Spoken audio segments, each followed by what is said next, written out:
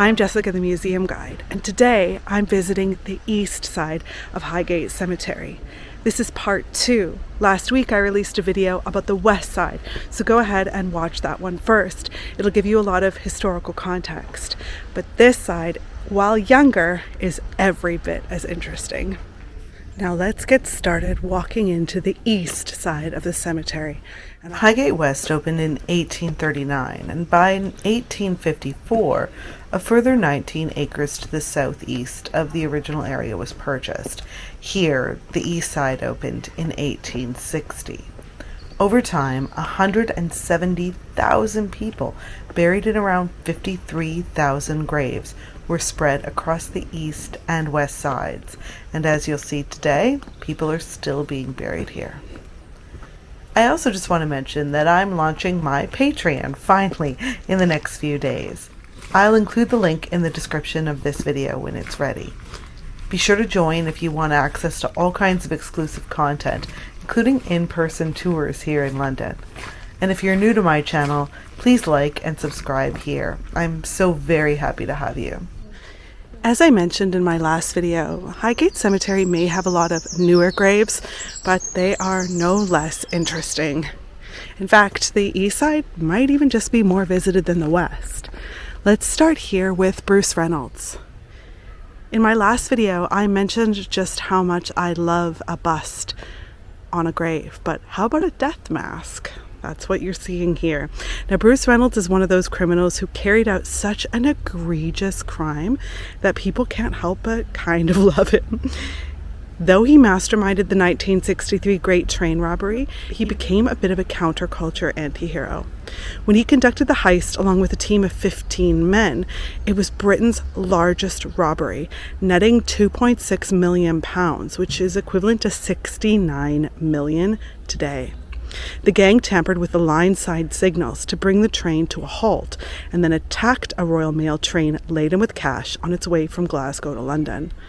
Reynolds spent 5 years on the run in Belgium, Canada, and Mexico before being caught and sentenced to 25 years imprisonment in 1969, though he was released just 9 years later. Of his crimes, he said, quote, "I was beginning to see the thief as an artist. Nothing could match the tension, excitement, and sense of fulfillment." He compared the Great Train Robbery to the Sistine Chapel of theft, and you gotta respect that audacity. His son Nick isn't just a musician. He's also one of the only artists in the UK who still crafts death masks. And I guarantee you've heard his son's music. His band, Alabama 3, known as A3 in America, did the theme song to The Sopranos. You know the one. Woke up this morning. If you'd be interested in a video on death masks and famous ones around the country, let me know. It's one of my favorite topics. We'll be encountering a lot of gravestones today that have books on them, including this one for William Richard Foyle. Now, if that name sounds familiar, then maybe you visited one of his bookshops. Along with his brother Gilbert, he founded the famous Foyle's Bookshop in 1903, and their flagship at Charing Cross Road is still open today. And as I mentioned, there are a few different book graves that we're going to see. Wow, this one here just caught my eye. Philip Gould, a Labour peer and strategist. Stunning sculpture here. Let's go and see another sculpture here. This one of Anna Mahler, a sculptor, passed away in 1988. She was the daughter of Gustav Mahler and his wife Alma. Gustav was an Austro-Bohemian romantic composer in the late 19th and early 20th centuries, but after his work was banned by the Nazis during World War II, it was rediscovered by a new generation in the 50s, and now, even into the 21st century, he's one of the most frequently performed and recorded composer. Now, Anna was only 6 when he died, but she too had a creative gift. She's a brilliant sculptor. She herself was also a model for her mother-in-law, painter Broncia Kohler-Pinel. You can see that here. Anna went on to become a bronze sculptor, creating busts of many of the musical giants of the 20th century, including Arnold Schoenberg, Arthur Schnabel, Otto Klemperer, and many others who were friends and peers of her father. She fled Germany after the Anschluss and took refuge in Hampstead, which is close by to the cemetery. She married 5 times and moved to Italy, but died here in North London while visiting her daughter in 1988. This sculpture is a copy of one of hers called Visions. Okay, I promised you more books, and here's another right here. Jim Stanford Horn. Now, not a lot of information is available about Jim's life, and he definitely was not a partner in the Penguin Book Company. Apparently, he just really liked to read. Now, if you have a look at the word partner, it is slightly off-center, right? It looks like it should be shifted a little bit over to the right. And some people believe that that's because this leaves room in case he had more than one partner, maybe if he outlived a partner. And some people have even gone so far as to say that this is a subtle clue that Jim Stanford Horn was gay. He was just age 34 when he died in 2010. The word partner could be very pointed because remember, gay marriage wasn't legalized in the UK until 2014. Could be a political statement. This is a good point too. Even if you're not famous during your lifetime, if you get a really interesting grave at a famous cemetery, you can become famous after death. Now, speaking of famous, here's one of the most famous graves in the cemetery. This is the grave of Douglas Adams, who has a huge fan base that come to visit him really regularly. So very few graves at Highgate inspire so much love and laughter as Douglas Adams, which you can see is bedecked in pens and even covered with a towel, a few towels. Part of this is paying homage to a beloved writer, but in the words of the man himself in The Hitchhiker's Guide to the Galaxy, in the cosmos, there was also a planet entirely given over to ballpoint life forms. And it was to this planet that unattended ballpoints would make their way, leading the ballpoint equivalent of a good life. Now, I promise you that I didn't actually do this on purpose, but I actually have a ballpoint pen with me. Hey, I see a couple of Sharpies in there. That's not in the right spirit. Okay, here's my ballpoint pen. Let's add to the collection. In the UK, those are called biros, by the way. Sadly, Douglas Adams died of a massive heart attack after his regular workout, and he was just 49 years old. His memorial service was held on the 17th of September 2001 in St. Martin's in the Field in Trafalgar Square, and it became the first church service broadcast live on the BBC website. Since then, his grave has been labelled with number 42, which is famously the answer to the ultimate question of life, the universe, and everything. And every year on May 25th, which is Towel Day, the cemetery allows people to bring their towels and place them by his grave. And you can see there's still a few left because, of course, the most massively useful thing an interstellar hitchhiker can have is a towel. Like his pens, I hope he's somewhere out there in the cosmos leading the Douglas Adams equivalent of a good life. If you haven't watched part 1 of this video, which is the west side of Highgate Cemetery, I think it's a great time to stop and do that now. The west side of Highgate Cemetery was growing increasingly crowded. There was a demand for more land. In part 1 of this video, it was pouring rain, but today, very sunny. It's a really interesting Jesus here.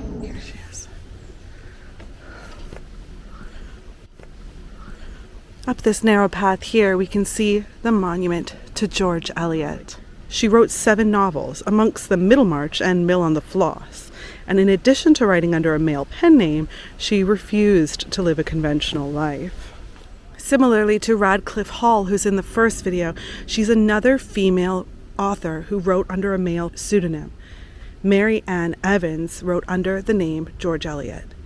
Scandalously and unconventionally for the era, she lived with the married George Henry Lewis as his conjugal partner for more than 20 years, and she called him her husband.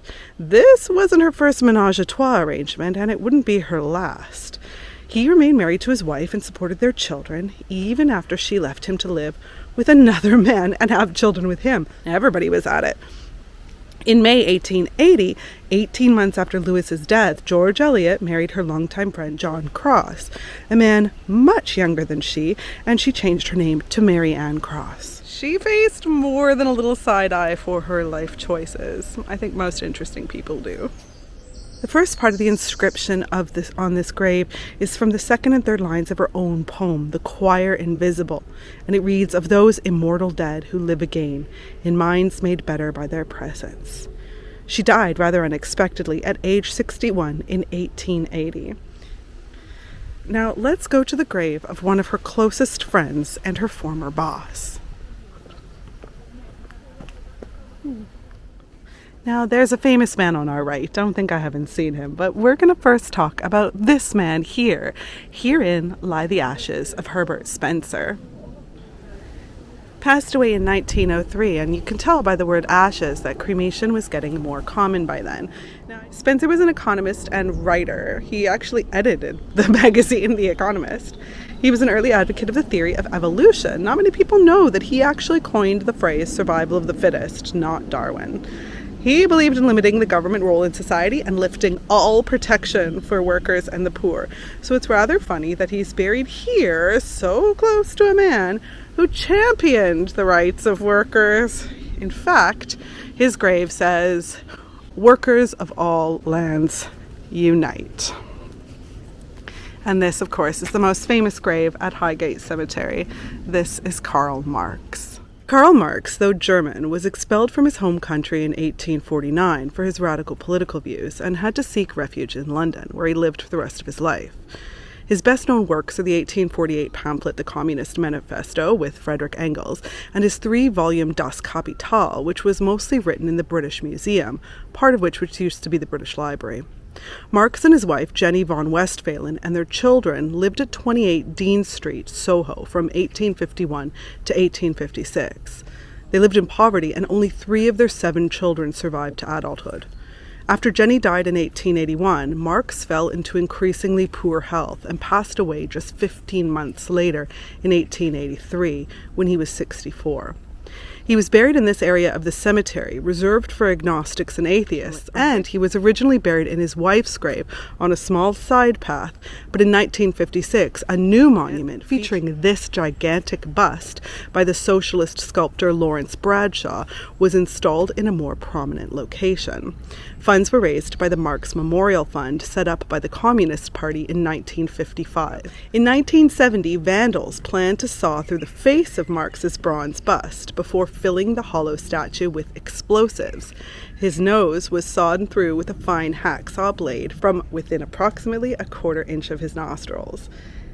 The bomb was made of bolt ends, crudely adapted fireworks, and a fizzing cocktail of weed killer and sugar, but it wasn't successful, and the damage to his nose was repaired. It is occasionally still vandalized, splashed with red graffiti, and attacked with a hammer in 2019, and you can see the remnants, the repairs of that damage right there.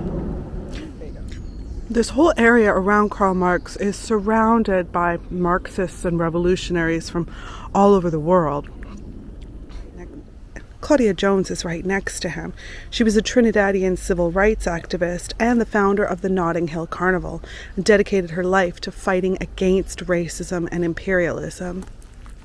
Mansoor Hekmat, another prominent Marxist, and he followed suit like Marx with a bust atop his grave, a much smaller one, of course. He was an Iranian revolutionary and leader of the worker communist movement in that country in the 60s. After he formed successful workers' parties and communist parties that opposed the Shah and the Islamic Republic of Iran, he was forced to leave his home country. His widow, feminist Marxist Azar Majedi, continues to fight for human rights in Iran. Another Iranian activist here, Manuchehr Sebetian, passed away in 2013. Here's Dr. Yusuf Mohammed Dadoo. He was the chairman of the South African Communist Party. Iraqi communist leader Saad Sadi Ali. You can see there are a lot of Marxists here.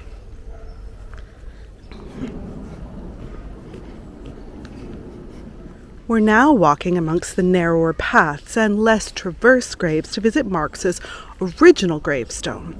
Remember, Marx died in poverty, and so by the 1950s, when his ideologies were some of the world's most influential, this area was not thought to be a grand enough resting place for such an icon. How kind of tragically poetic. There's one of the urns on the ground. Remember, in part one of this video, I talked about how urns covered with a shawl represent the dividing line between life and death. I love it when I happen upon characters from my videos that I've covered in the past. And that's what's happened here with the grave of David Kirkaldy. Or, if you're Scottish, it's pronounced more like Kirkaldy, but I have rhotic R's and harder L's. Here it is here. In loving remembrance of David Kirkaldy, who died in 1897. He was an influential scientist, famous for his braking machine, where he would test industrial and transportation inventions for safety, which doesn't sound like a big deal to us today, but trust me, he saved a lot of lives. I visit his immense testing machine in my video about the 12 strangest museums in London, which I've just linked above. One bit of advice I have if you're planning to visit Karl Marx's original grave is to definitely wear some sturdy boots. And if it's been raining, be prepared for mud. And here, down this modest path, you can see here the original resting place of Karl Marx and his wife. Ernestine Rose was a suffragist, abolitionist, and free thinker who's often called the first Jewish feminist, although I'm sure there were others. She was incredibly influential in the mid-19th century American women's rights movement, and she was a contemporary of famous suffragists Elizabeth Cady Stanton and Susan B. Anthony. She might be less well remembered than her fellow suffragists, but she's been inducted into the National Women's Hall of Fame. And to this day, the Ernestine Rose Society aims to, quote, revive the legacy of this important early 19th century reformer by recognizing her pioneering role in first-wave feminism. Thanks, Ernestine. Grave. We covered a lot of Victorian mourning symbolism when we were on the west side of the cemetery, but here's one I didn't mention. These shaking hands. Some say that it means that we are shaking hands in an eternal farewell to this life, while others say that it means we shall one day meet again. Again, you can see graves in disrepair. Monuments and stones knocked over. A conscious choice to leave them like this.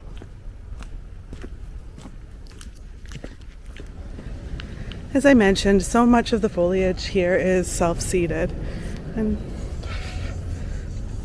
I'm not sure if that's the case with this glorious rose bush sprouting out of this grave, but it sure looks beautiful.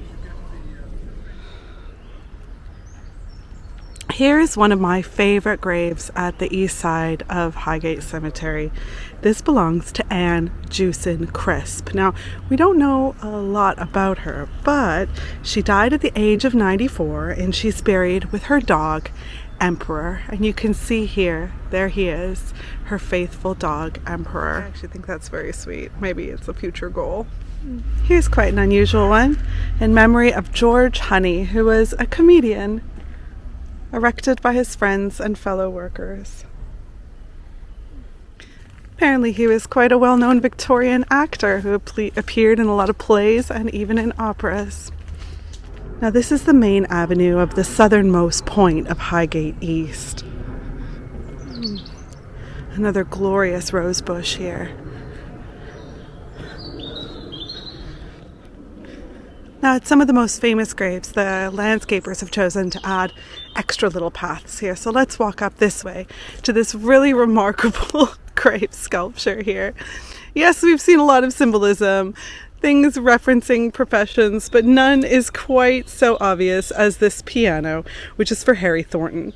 It's more than just a sculpture. It marks his resting place. He was a classical pianist who played for the troops during World War I, and he survived the Great War.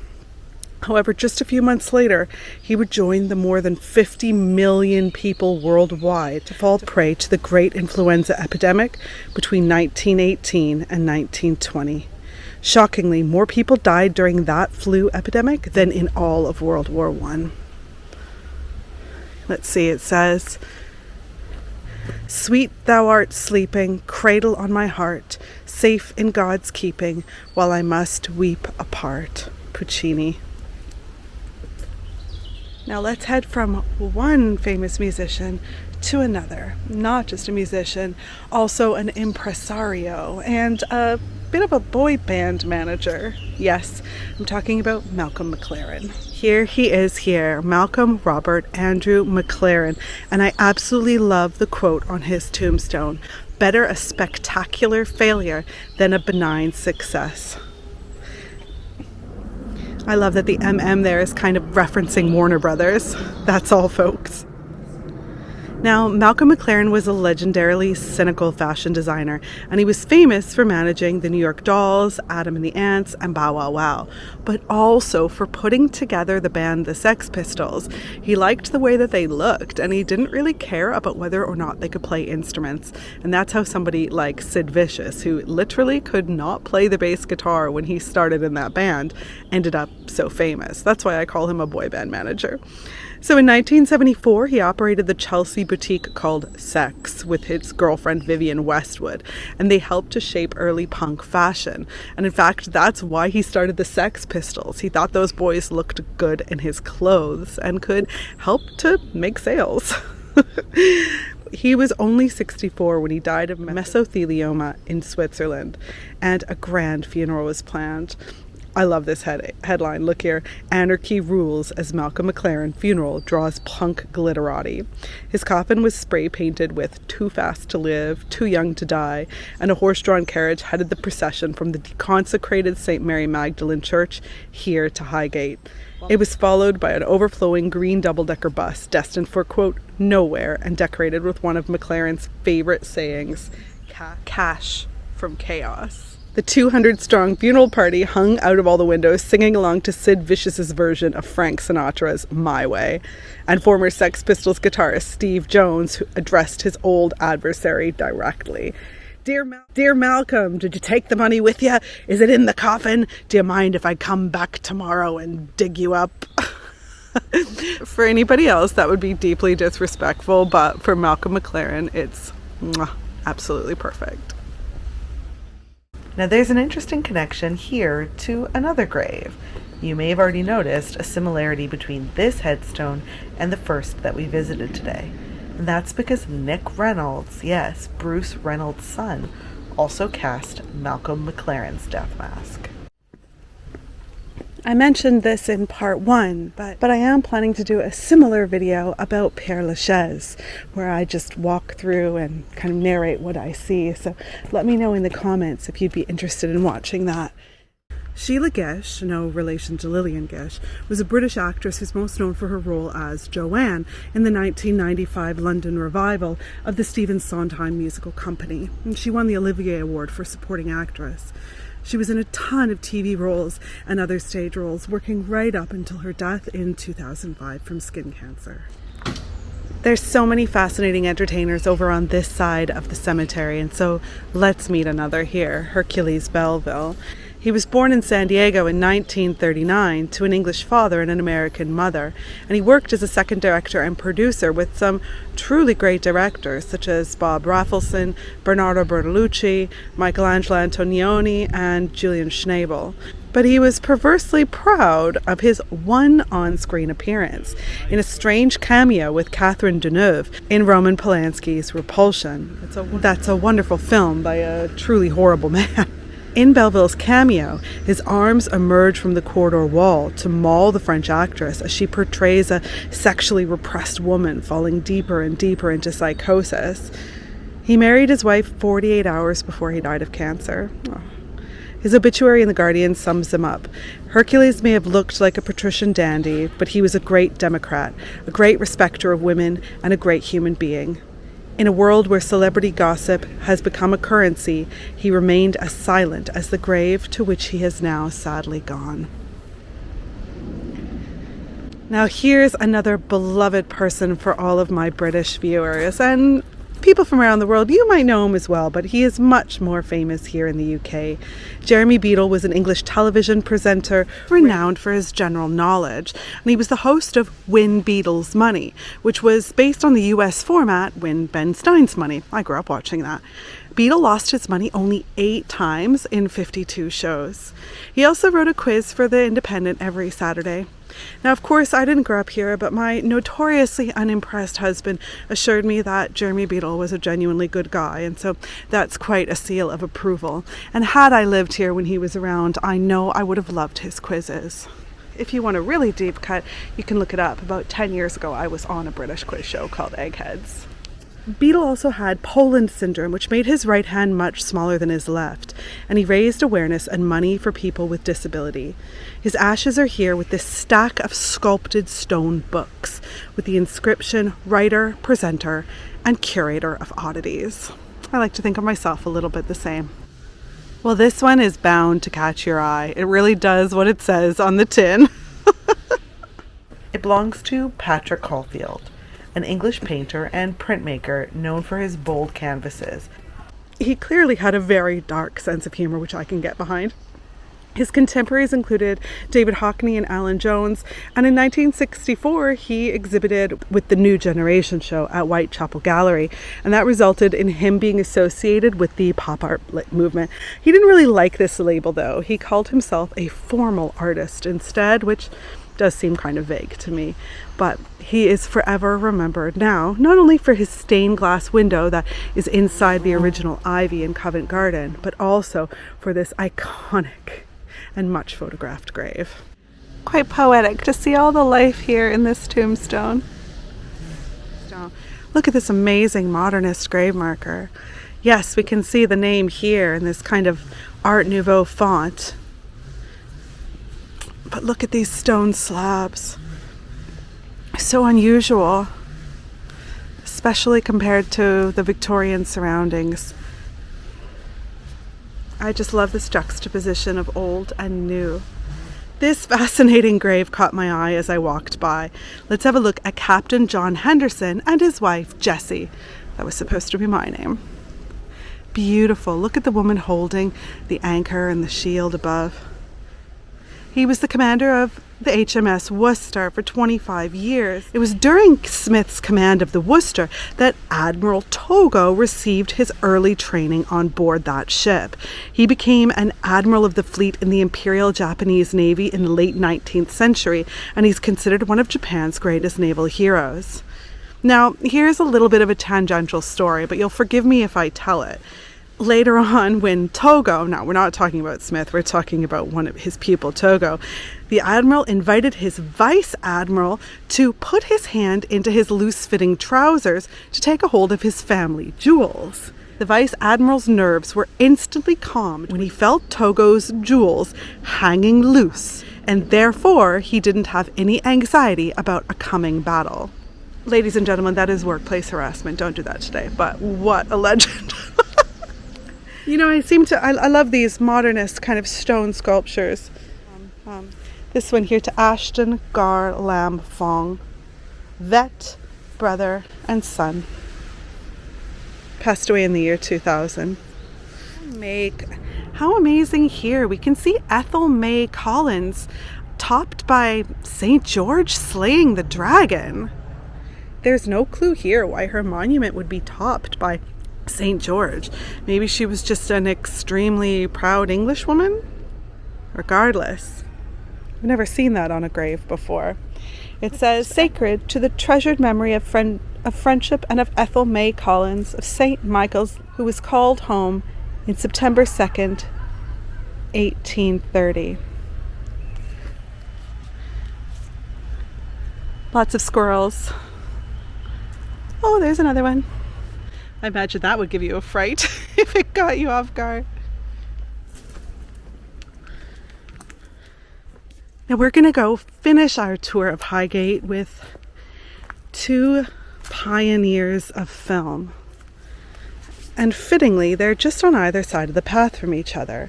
One here, and then this really elaborate monument here. Now let's talk about Karl Marx first.